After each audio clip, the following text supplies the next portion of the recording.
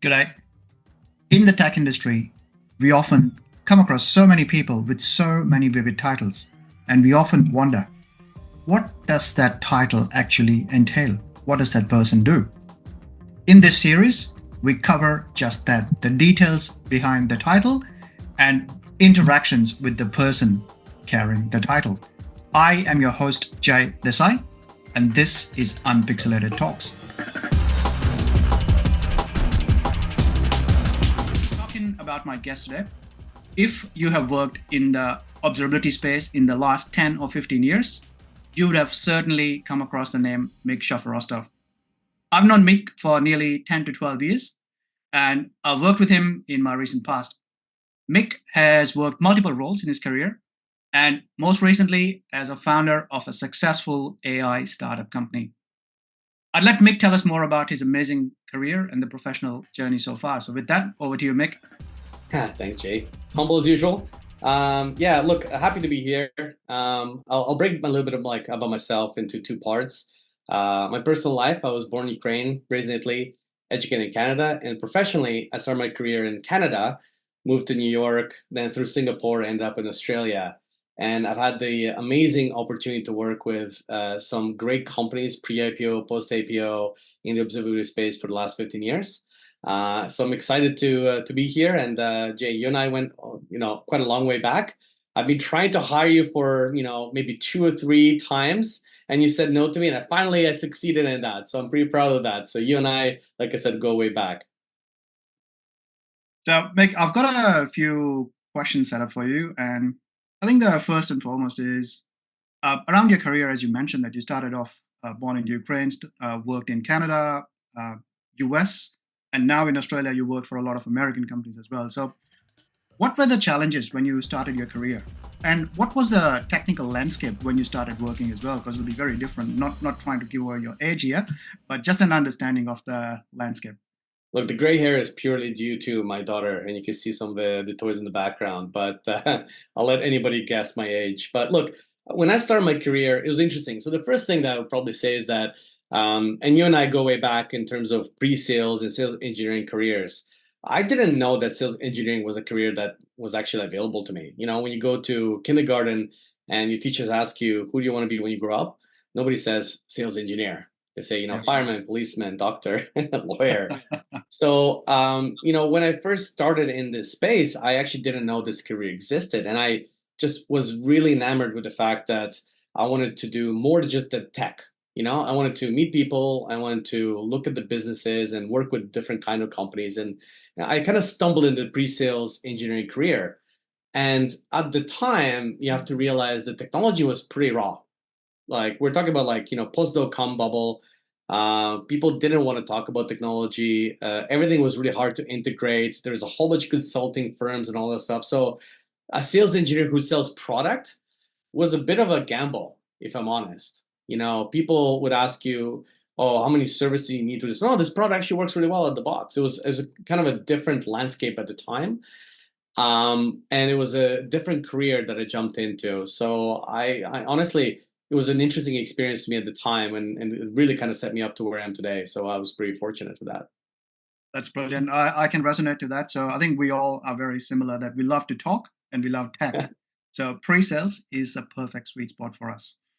So talking about sweet spot and the fun stuff, I remember distinctly you telling us this one particular incident about your pre-sales days where you and some colleagues had a little game going where you try and include a word every new meeting you went to, and you'd come up with perhaps an obscure word and try and use that in the actual meeting setup and have a little kick out of it. So can you tell us more about that? Damn it, I can't believe you remember that. Pretty sure it was totally confident. Like, hey, don't talk about this anywhere. Look, again, back to your original question, landscape, right? Landscape at the time was you're selling software in an environment where, quite honestly, a lot of the metrics, the processes weren't really widely known. A lot of really great leaders at the time I was working for AppDynamics came from the parametric BMC companies who really had that really well established, but it was still fairly novel ideas of how to, present, talk about business value, talk about technology in a way that actually bridges the gap between the technology and the business. And to be honest, we at Dynamics at the time was 300 people, and we had no idea what we were doing. And so we're really trying to learn how to sell at the same time as selling. And my sales rep and I, at the time, was a pre-sales engineer working with a sales rep in Northeast Coast. So I was like from Boston, New York, all the way down to Philadelphia. And I remember the Philadelphia meeting the most. But we had this game. And the game was, we loved analogies. And if you think about pre-sales engineering and sales, it's all about telling good stories and stories that relate to the customer. So you first ask a lot of questions, and then you understand what the problem scope is, and you tell them a story on how you bridge that gap. And sometimes you get a little bit creative. So we had this game where we would plant a seed word, which would be the genesis of our analogy. And the person would just put them in the spot into the conversation, and the person had to come up with an analogy on the spot in front of customers. Now, fairness, they were low risk. Like, we're not talking about multi-million-dollar deals, but it was still like, every deal meant a big deal to us. Yeah, we had so many funny analogies. I mean, from sailing to dolphins to, machinery. And every now and then the customer would be like, what are you talking about? And, in a funny way, that actually was really helpful because we kind of had a laugh about it. And it allowed to break the ice and so on. And nobody ever really wanted that game. We certainly had a lot of fun doing it. I think nowadays is probably not as acceptable, but I kind of miss it, to be honest. We had lots of good times, and we didn't take ourselves too seriously, which I think is the one little thing that's missing in sales today. Let's have a little bit of fun. Like, people are buying from people, and Exactly. I think they respect you if you have a little bit of vulnerability. And I think that game kind of gave us that. Absolutely. Look, I'm a massive advocate of people buying from people. End of the day, it is the relationship which you make with the person at the other end. That is what sells. Companies come and go, but people and relationships are here for a long time. But I'm As we going to could shift. tell with this conversation, 12 years. Absolutely, Mick. So I'm going to shift the gears a little bit here, Mick. And I think I mentioned that you've had a lot of roles and titles across your professional journey. And one of those was a major change event in your life. It would be moving from an individual contributor to a manager. Now, this is a loaded question because I've got some serious questions within it as well. So, number one, and this comes up across a lot in my conversations with a lot of colleagues who have been managers, is that did you lose any work friends on the way? What were the challenges the manager Mick had? And what is the overall rewards versus efforts ratio for a manager like? So you're moving away from an individual contributor to a manager, challenges, personal challenges with work colleagues, and reward versus effort ratio. A lot of loaded questions.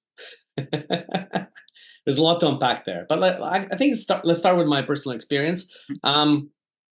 I was fairly lucky to be, and this is the other thing you have to consider, is that in your career you're going to find some amazing opportunities, and sometimes you don't. Sometimes you work for the wrong place and wrong culture, wrong technology, and so on. And you got to be honest about what you enjoy and who you're surrounded by to kind of make the decision. But even if you're like the best of the company, I was at the top of my game at one point, and I realized that as much as I love being the top pre-sales engineer, I really want to scale myself and go and build this kind of like success story across many other people. It just kind of inspired me to do more. And I was fortunate enough to have a lot of mentors and people I looked up to that kind of made me think like, yeah, I want to be that person, right? Some amazing people like Dali Rajic at the time, and some other leaders who were like quite like impressive to look at, and the way they managed to scale and grow businesses was quite impressive, if I'm honest. But my journey to get there was actually not that easy. In fact, I was passed by for promotion 3 times in a row, to the point where I decided to almost quit the company. And side note, we didn't ask me this question, but first off, if you want to go into management, the first thing you're going to learn is humility, and you're going to also learn the fact that you're not always going to get the job. There's a reason why there's one manager to what typically leadership has 6 people.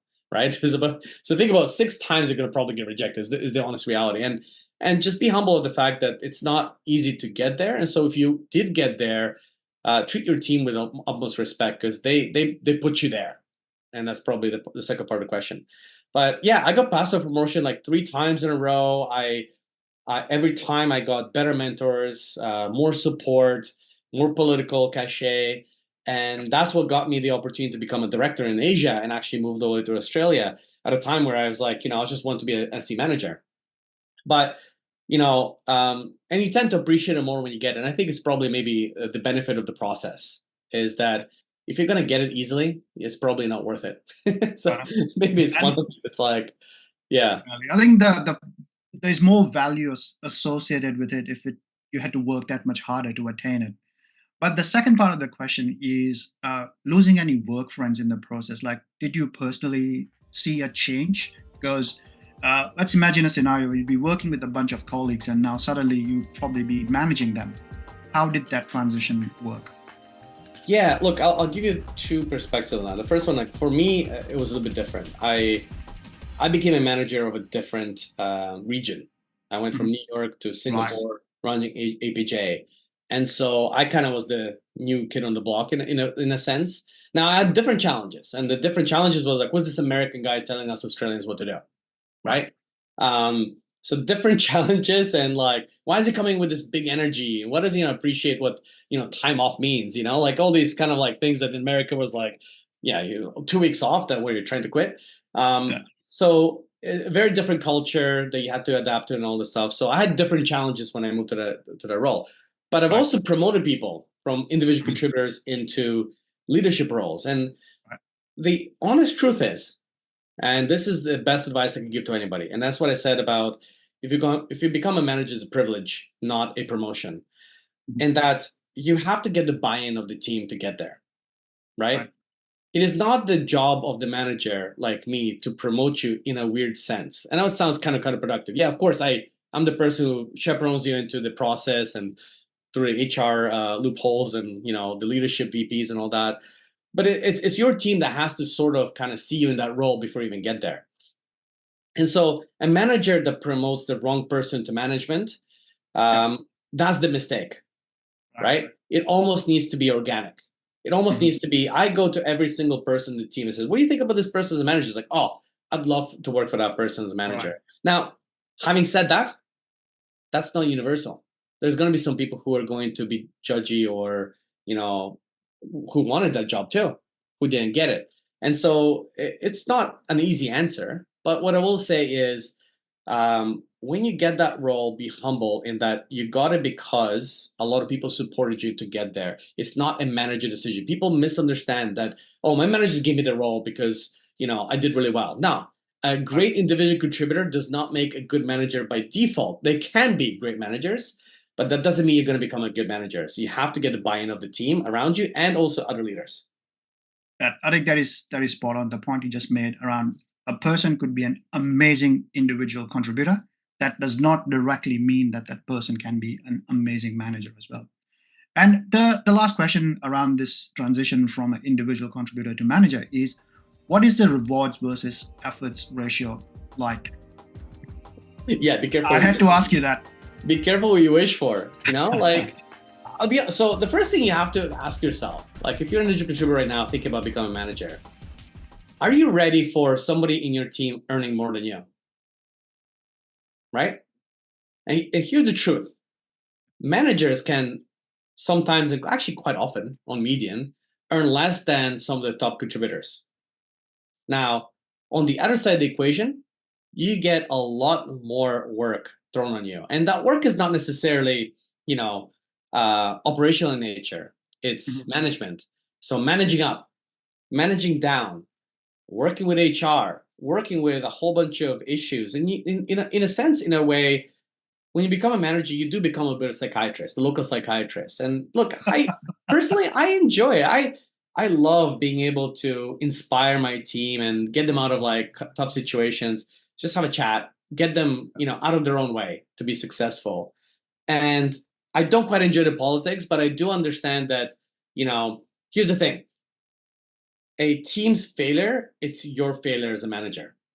And a team's success is the team's success. And you've got to get into that mindset that, you're all of the failures are on you and all the successes are on you. So how do you differentiate yourself? How do you manage that and all that? There are some days when I was a leader that I debated the question. Like, Mhm. there's a lot of work with a lot less recognition, positive recognition, right?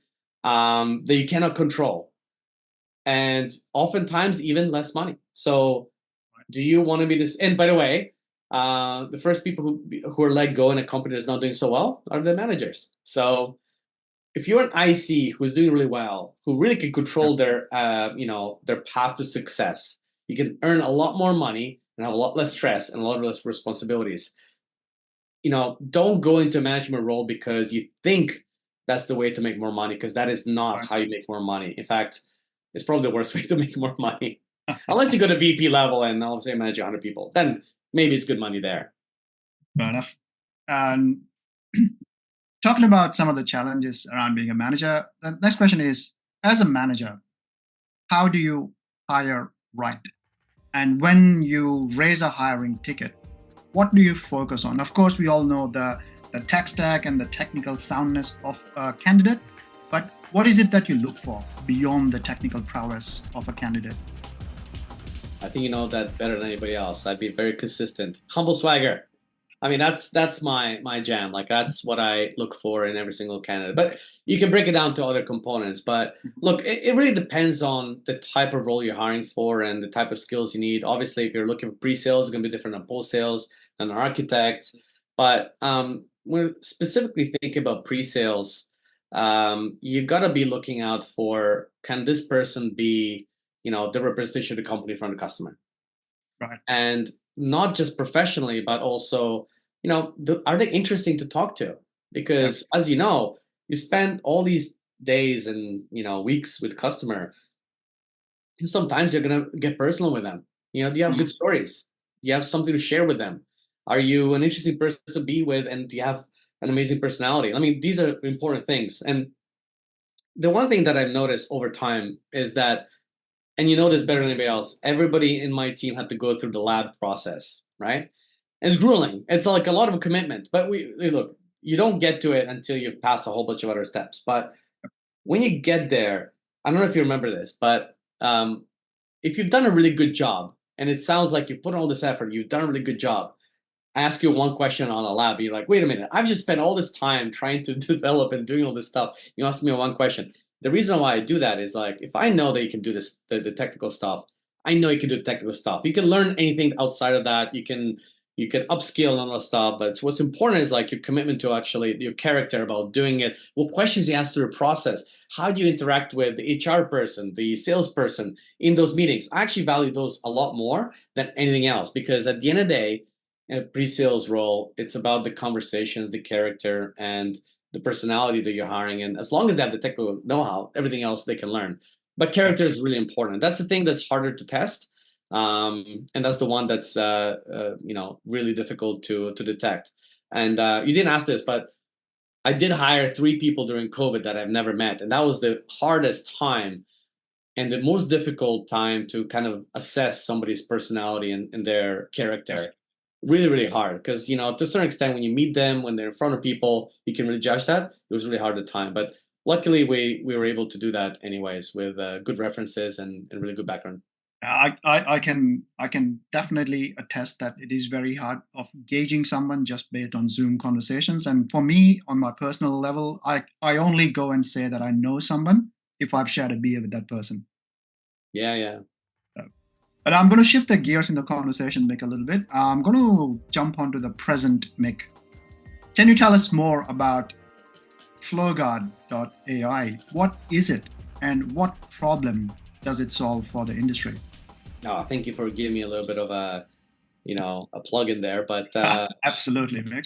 look, I spent the last 15 years in observability, and if you think about the journey that we spent, is really about understanding how infrastructure relates to applications that relates to users. And in a sense, when we first started out at AppDynamics, we were able to do it by showing a flow map. Mhm. And in New Relic and other companies, they call tracing and all that stuff. And the idea being is like, can we understand the behavior of all the components involved from the moment you interact with something to the moment it finishes? Well, it turns out, as I was looking at this exciting and chaotic space of generative AI, and by the way, we built a bunch of applications positioned for our clients and all that stuff. And the first question kind of came up: what is it doing right now? How is it behaving? Are we getting hacked? How much is it costing us? Are people interacting in a way that doesn't make sense? And the genesis of Flowguard was to, hey, can we actually understand the flow of conversations? And simply put, if it's a chatbot, it's pretty simple to see the flow. It's like a back and forth conversation with a bot. But what you'll see that's coming down the future is going to be agentic interactions, multi-layered interactions with micro and mid-tier LLMs, and the space is getting super complex. So how do you then trace and understand interaction from the beginning of the conversation to the end of the conversation and the value they get out of it? To fundamentally answer the question, am I getting value out of this conversation or I'm not? Right? That's the philosophical level of it. So we have the technology to put in place to trace conversations, to elicit value in the conversation, see if there's any deviations from the norm, any security violations, any loops, and so on. But ultimately, is the customer getting value in this conversation? That's the fundamental question. So we're pretty excited about we've come out of stealth about 2 weeks ago, 3 weeks ago, but we've been working on this product for 6 months. So we're certainly looking for new opportunities, new customers who have gone through the process of experimenting with Gen AI and now are thinking, let's go to production. And the one thing that I've noticed is that when you go to production, all your tests, all your pre-production theories go out the window because people are going to interact with it differently. And remember, now there's going to be agents talking to agents. It's going to get really complex really fast, which is exciting and great for us. I think that's our opportunity. That is brilliant. So if I summarize what Flowguard.ai does, essentially it encompasses the end-to-end conversation and helps the target audience to gauge a frustration level, not based on a single communication, but a whole heap of conversations which has happened in a period of time around a specific topic. So that is brilliant. So for the listeners on the podcast, not only that, it's also the revenue associated with that. By the way, did you know that when we launched our little app, 10% of all conversations were people trying to hack us? Right. And you also know that every hack attempt costs us $1.50. Now we're a humble little startup, doing some cool things. $1.50 is not a lot.